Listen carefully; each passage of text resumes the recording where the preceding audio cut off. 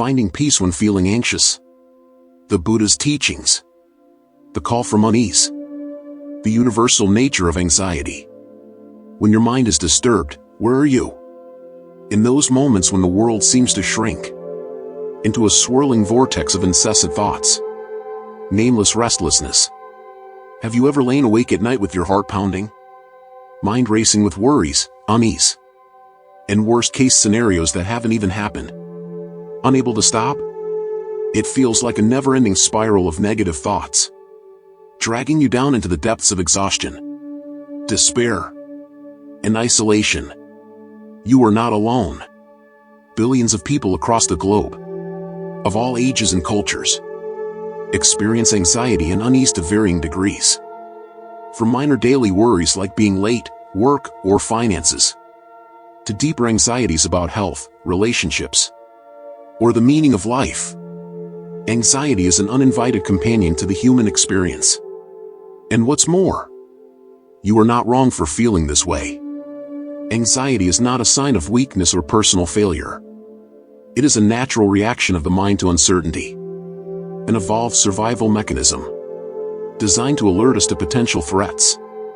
However, in modern society, this mechanism is often overactivated, causing us to live in a constant state of alert, even when there is no real threat.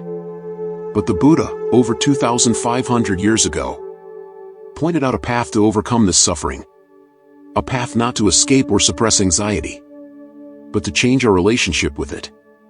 He did not promise a life free from anxiety, because that is part of the impermanent nature of life. Instead, he pointed out a way to find peace, even when the storms within the mind are raging. It is a path of deep understanding of the nature of the mind and reality, and specific practices to transform unease into tranquility and liberation. Why do we feel anxious? Roots in craving, clinging, and delusion, a deep analysis. According to the Buddha, anxiety is not a random phenomenon or an external punishment. It arises from deep roots within our minds, especially clinging to the future that has not yet arrived and resisting the present reality. We worry about things that might happen, even if they are unlikely, painting the worst-case scenarios and living in fear of illusions created by our own minds. This is a form of living in delusion, where the mind is trapped in what is not real. In the Four Noble Truths, the Buddha clearly stated, the root of all suffering, dukkha, including anxiety, is craving, tanha, which is incessant wanting, and clinging, upadana, to what we want to have and what we don't want to have. We crave for everything to go our way. We crave stability, control, and certainty in a world that is inherently impermanent and cannot be fully controlled. This resistance to impermanence is the source of all unease. More specifically, anxiety arises from three main types of craving, which are manifestations of the three poisons: greed, anger, delusion. Craving for existence, bhavatanha. This is the desire to continue existing, to be maintained, to become something. The fear of cessation, of death, of the loss of the self, of changes in identity, causes us to worry about maintaining life, health, status, or what we currently possess. We cling to a fixed self, and when that self is threatened by impermanence, anxiety arises.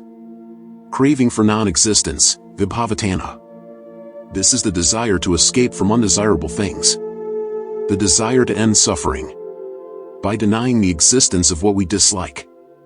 For example, the desire to escape illness, failure, or unpleasant emotions causes us to worry about their appearance or prolongation. We do not accept the unpleasant aspects of life, and this resistance creates anxiety. Craving for sensual pleasures, kamatanha. This is the desire for sensory pleasures, recognition, love, success, causing us to worry when these things are not guaranteed or are at risk of being lost. We seek happiness externally, and when those sources of happiness are uncertain, the mind falls into a state of unease. Anxiety is not an enemy. It is merely a signal that the mind is astray, straying from the present moment. It is a sign that the mind is trapped in endless cycles of the past, regret, nostalgia, and the future, fear, expectation, forgetting the peace and reality that are present. It is an alarm bell warning us that we are clinging to impermanent things, resisting the natural law of change.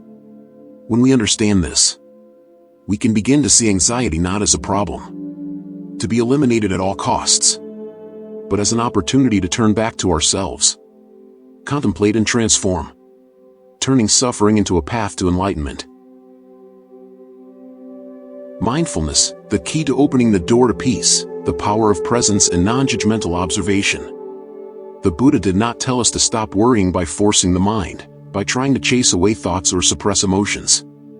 That would only create internal tension and resistance, making the problem worse.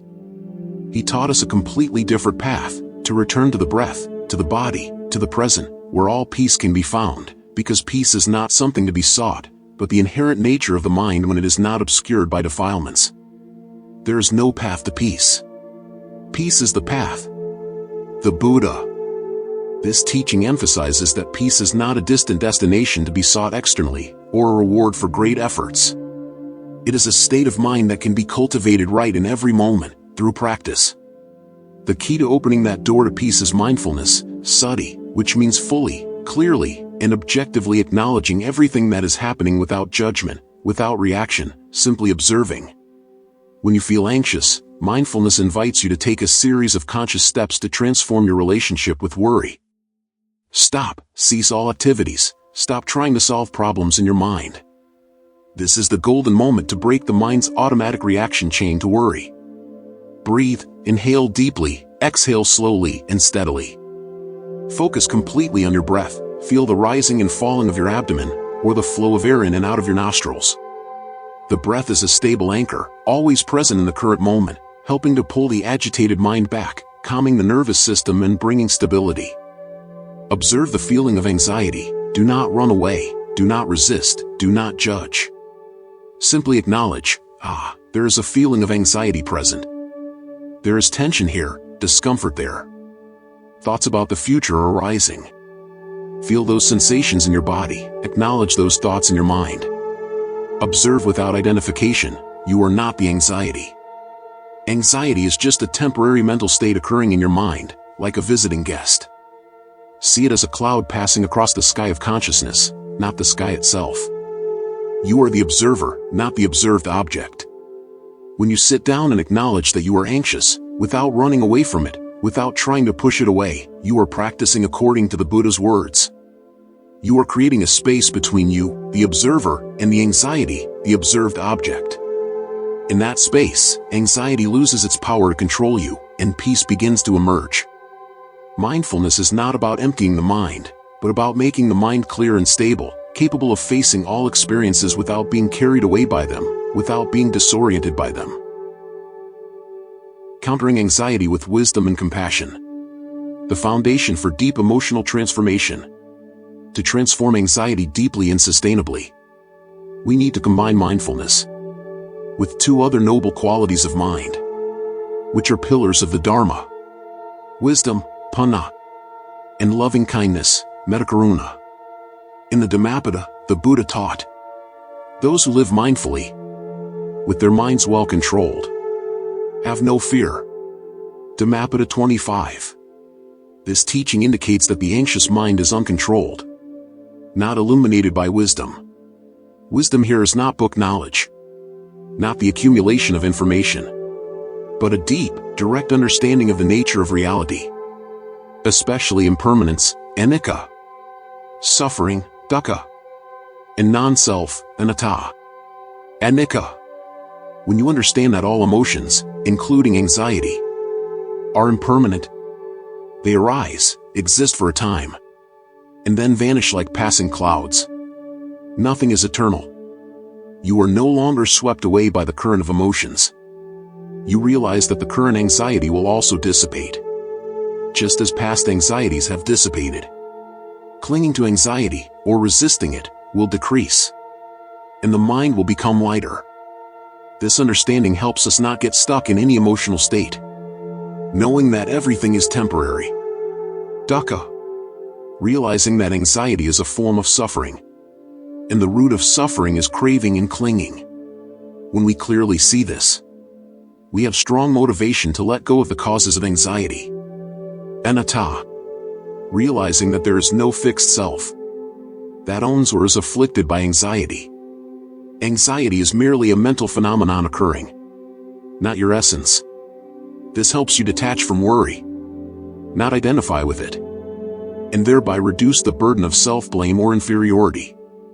At the same time, treat yourself with loving kindness, metta. Do not blame yourself for feeling anxious. Do not judge yourself as weak or a failure. Self-blame and self-judgment only add to the mind's burden, creating a vicious cycle of suffering. Instead, speak to yourself with a gentle, accepting attitude, as you would speak to a friend in distress, with understanding and compassion. I am feeling uneasy. There is anxiety present in my mind, and that is okay. I am learning to return to my breath, to the present. I am learning to accept and let go of what I cannot control. I am learning to treat myself with loving kindness and patience. Practicing loving kindness towards oneself is a crucial step to soothe internal tension and break the cycle of self-criticism. When you accept your emotions without judgment, you create a safe space for the mind to relax and transform. Loving kindness is a powerful healing energy that helps soften the rigid edges of the mind and opens the door to peace, forgiveness, and self-acceptance. A meditation practice according to the Buddha's words. The flow of breath bringing peace and deep stillness.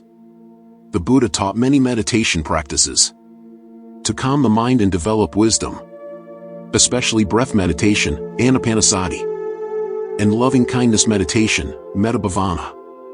One of the simplest yet incredibly effective practices for dealing with anxiety is breath meditation combined with loving kindness phrases. This practice helps us anchor the mind in the present, calm the nervous system, and cultivate inner peace. Dedicate 5 to 10 minutes each day, or whenever you feel anxious, to practice this meditation. Find a quiet and comfortable place. Sit where you feel safe and undisturbed. You can sit on a meditation cushion, a chair, or in bed.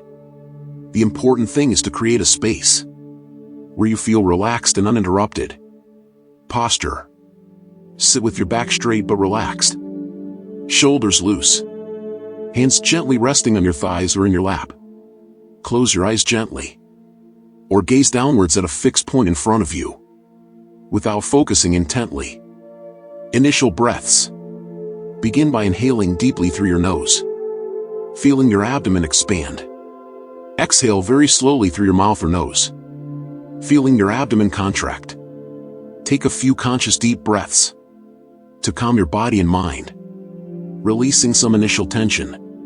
Contemplating breath and emotion. Then, breathe naturally, without trying to control your breath. Simply observe it. As you breathe, silently recite the following phrases, feeling the meaning of each phrase. Permeate your mind and body. Breathing in, I know I am breathing in.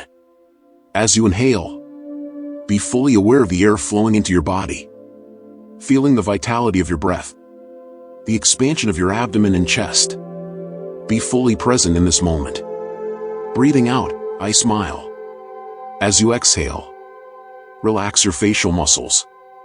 Smile gently. This smile is not artificial or hiding anything, but a conscious act to calm the mind. Send a signal of peace to your entire body, and express acceptance of what is. Breathing in, I let go of anxiety. As you inhale, be aware of any tension or anxiety in your mind and body. Feel it.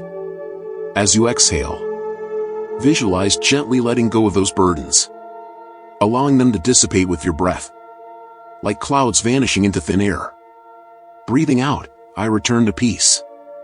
As you exhale, feel peace spreading throughout your mind and body. Anchor your mind in this feeling of peace. experiencing lightness and relaxation. This is a return to the pure nature of the mind. Repeat and observe. Repeat this sequence of contemplations, gently and continuously, for about 5 minutes, or longer as desired. There's no need to force your mind. If your mind gets distracted by other thoughts or emotions, which is very natural, gently acknowledge the distraction. The mind is thinking about work. There's a feeling of discomfort. And then slowly, without judgment, bring your mind back to your breath and the contemplation phrases. Each time you bring your mind back is a successful act of mindfulness. This practice helps us calm the nervous system, reduce stress, and cultivate inner peace sustainably. By practicing regularly every day, you will find your mind gradually transforming, becoming more stable, clearer, and capable of facing life's storms with composure. Peace is not outside us, the door to ultimate freedom. Peace does not come from everything being okay, nor does it come from controlling every external circumstance, or eliminating all problems in life. That is an illusion we often pursue, and it only leads to disappointment. True peace comes from accepting everything, even when it is not okay. Accepting impermanence, accepting what is, without resistance or clinging. That is the wisdom the Buddha wished to transmit. A deep understanding of the impermanent nature of life, and the mind's ability to find tranquility in all circumstances, regardless of external events. You don't need to go anywhere far to find peace. You don't need to run away from life, or seek an ideal refuge, a distant paradise. Peace is not found in some external location. It's not an item you can buy, or a state you have to wait for until all problems are resolved. You just need to return to yourself. Return to your breath, to your mindful awareness. In the moment you are fully present with your breath, with what is happening in your body and mind, without judgment or clinging, all worries dissolve, and you return home. That is the home of inner peace, where your mind is freed from the chains of anxiety, fear, and attachment. This peace is not the absence of storms, but the ability to ride those waves with composure and stability. It is not apathy, but a deep tranquility that allows you to experience life fully, with all its ups and downs, without being overwhelmed by them. That is the ultimate freedom that Buddhism aims to provide. Freedom from the control of negative emotions, freedom from the vicious cycle of anxiety, and freedom to live a full, meaningful life, filled with compassion and wisdom, no matter what happens around you.